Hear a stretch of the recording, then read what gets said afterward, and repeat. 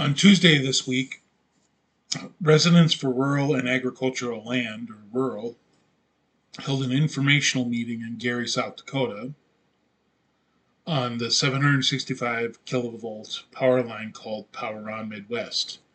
About 70 people attended the meeting. Steve January spoke at the meeting about his experiences with Eminent Domain, and questions were answered for the people in attendance. 65,000 volt power line that we're talking about here. It's the largest power line that they build in the country.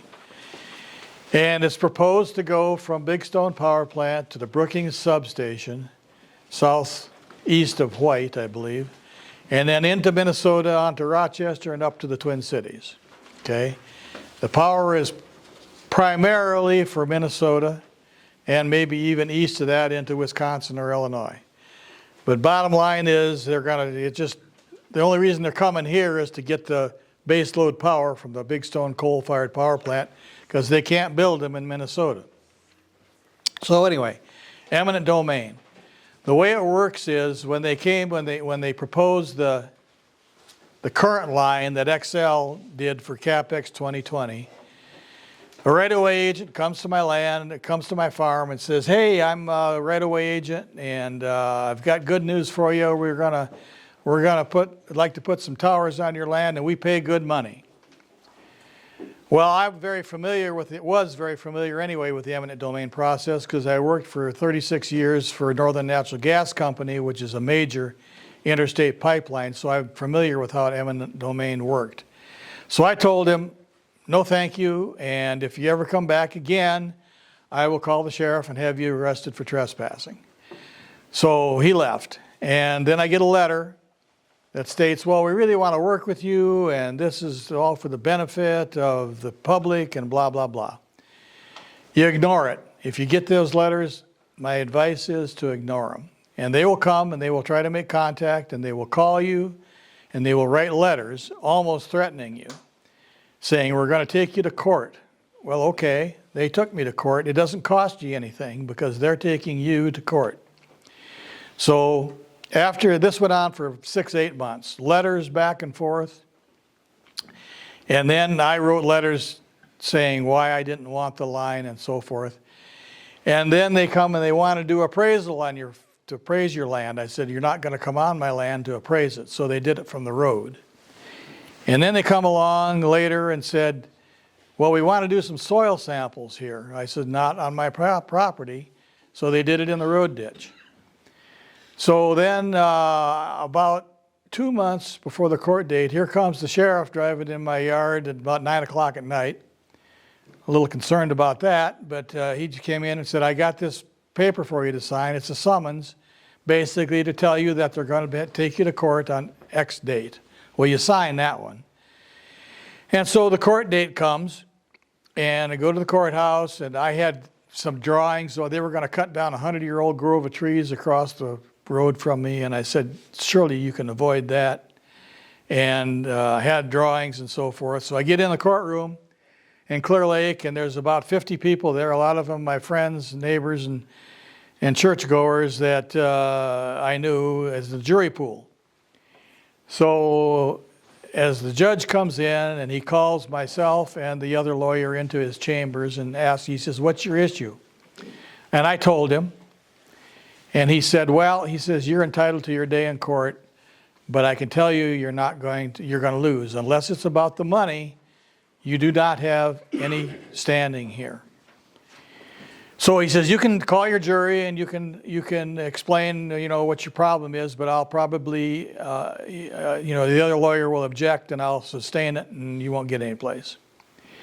So I decided not to let all these neighbors and friends sit in the jury pool and then get selected and sit there all day. I said, well, it's been a year. I accomplished what I wanted, was resistance. So let the people go home and that'll be that. And he says, well, you got two choices. You can sign the easement and I'll pay you the money. They had offered me $15,000. I said, or he says, I can sign it and you won't get anything and it'll still get constructed. I said, I don't want the money. So he signed it And a week later, the backhoes were on my property digging holes. So that's the way the process works. They'll pay good money for these towers. These towers are, I think you can see by the handouts, they're 750 foot tall, and which is, or six, what is it? It says 750, doesn't it? Anyway, it's 10 foot taller than the big tower down at the college campus in Brookings. 150 foot wide at the top, 4 legs, 50 foot apart, 2,500 square feet will be underneath the tower, each tower, 5 towers per mile. So a little over 13,000 feet of your property is gone, basically. 150 foot right of way on either side of the line, which basically they can do just about anything they want in that right of way, in that easement. And that's the way it'll work.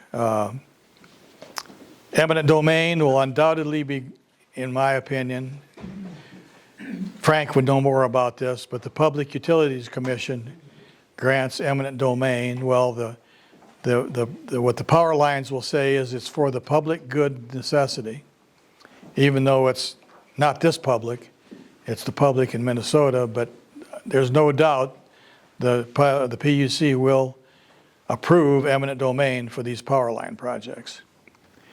So that's what I fear is going to go on. The routes that are on the map that you got there are preliminary. Like Mary has stated before, there's a 2,000 foot setback. As I understand it now, it's still in the process with the Deuel County Commissioners. 2,000 foot setback from any occupied residence. Now that can be overturned by the Public Utilities Commission, but even if but if let's say it passes, they'll do jockeying to try to get around the residences. So I wouldn't look at those lines that are on that map as gospel, because they can change them. What I'd urge you to do is attend the Public Utilities County Commissioner meetings if you can. They're the first and third Tuesday of every month at 9 o'clock in the morning.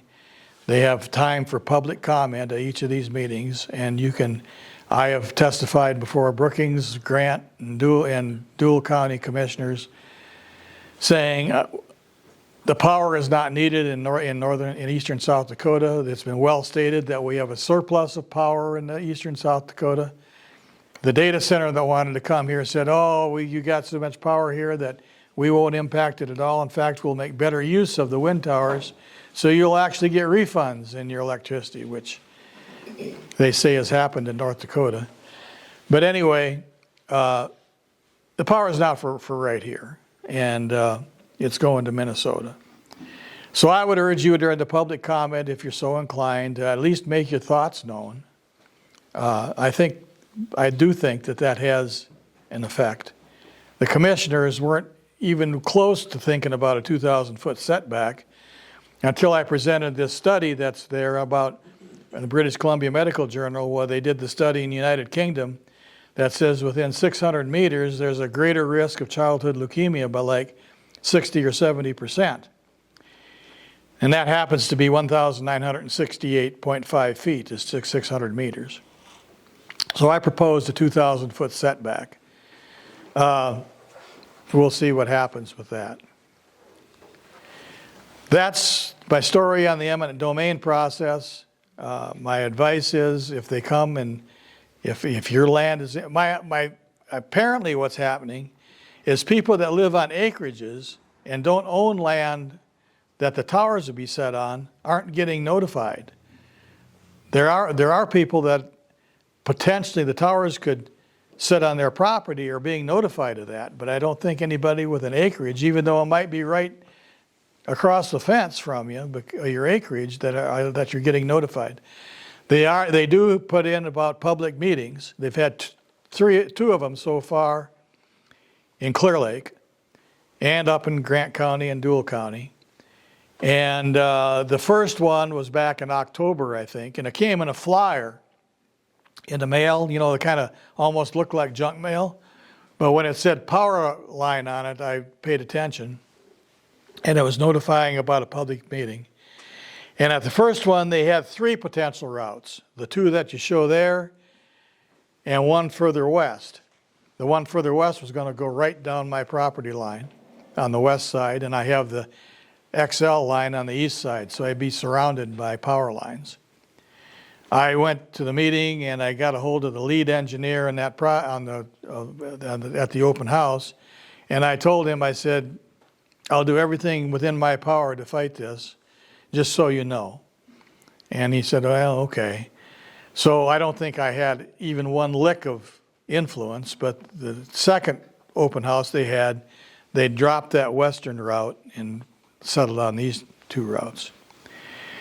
But it doesn't hurt to express your opinion. There's a Power On Midwest website, Power On, P-O-W-E-R and the capital O-N, all one word, .com. And that'll give you to their website. It'll show pictures of these towers, and there's a place for public comment. Go in there and tell them what you think about this and send it back to them. They'll reply, thank you very much for sending your comment, but at least it lets them know.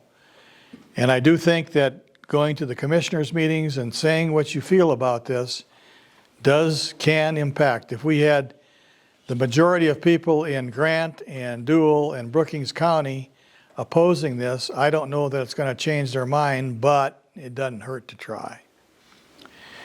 So that's the eminent domain process, if you will.